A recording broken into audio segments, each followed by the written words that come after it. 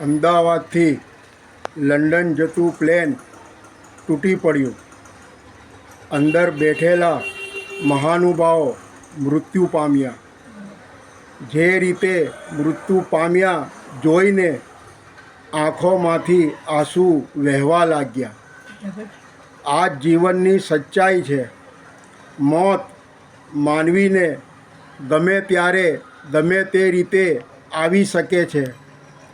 માનવી માનવ બનીને જીવે, મા બાપની સેવા કરે, દરેકને માન સન્માન આપે, દરેક સાથે હળી મળીને રહે, કોઈના માટે ખરાબ ના વિચારે, ત્યારે જ આપણું દુનિયામાં આવવું, જીવવું સાર્થક ગણાય. બિલકુલ સાચી વાત છે.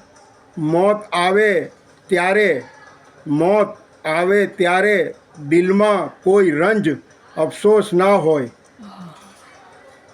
હસતા ચહેરે દુનિયાથી વિદાય લઈએ તો મોતની આંખો પણ ભીની થઈ જાય.